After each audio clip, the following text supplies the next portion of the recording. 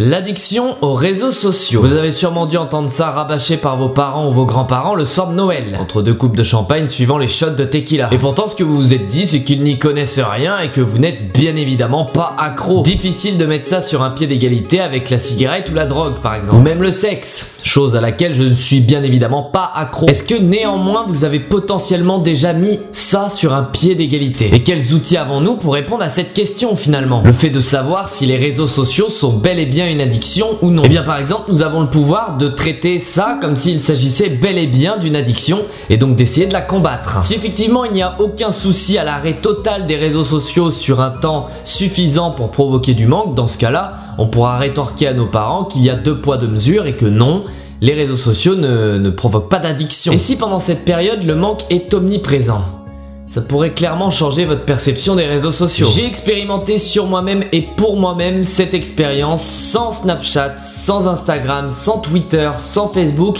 et même sans site de rencontre, des sites que je fréquente en moyenne 7 heures par jour. Voici donc le compte rendu. Dans un premier temps, je tiens à être honnête avec vous, je me suis pas coupé de tous les réseaux sociaux, j'ai gardé ma boîte mail, ma messagerie de téléphone portable et YouTube.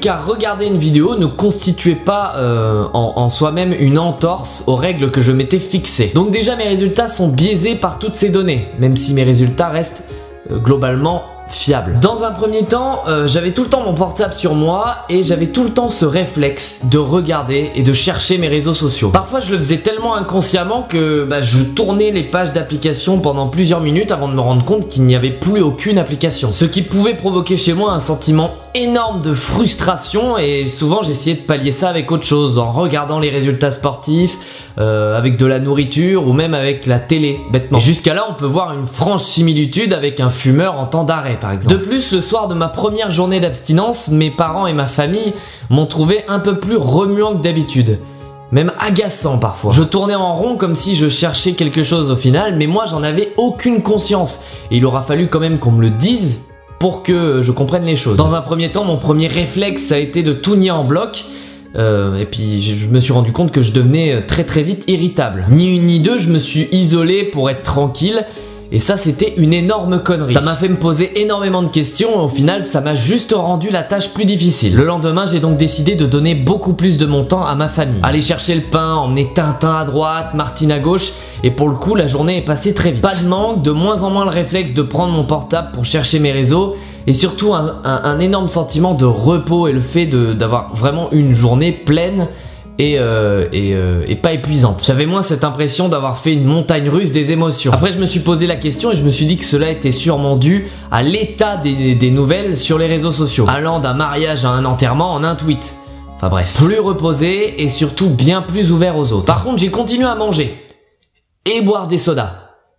Et encore manger. Forcément quand on est débarrassé de quelque chose, on a tendance à vite essayer de combler le vide. Finalement c'est aussi ça le grand danger d'une addiction, c'est de tomber dans une autre. Le reste de la semaine a été assez classique si on met à part que c'était la semaine de Noël. Et au final cette semaine aura été très facile à traverser. Peu de manque et un sentiment de frustration qui a diminué au fur et à mesure des jours. Et surtout ce qui m'a paru bizarre, c'est que j'ai eu l'impression que cette semaine est passée beaucoup moins vite. Comme si d'un seul coup je prenais conscience du temps qui passe. Bon bien évidemment j'étais très pressé de retrouver les réseaux sociaux vers la fin, mais pas forcément pour les raisons auxquelles je m'attendais. Moi ce que je pensais qui allait me manquer le plus c'était les chiffres ou même les histoires que racontent les gens. Mais en fait j'étais juste heureux de pouvoir retrouver les gens avec qui je parle régulièrement, mes amis, ceux que je n'ai pas pu voir à Noël. Aujourd'hui j'en suis venu à ma conclusion après cette expérience que les réseaux sociaux c'est bel et bien une addiction.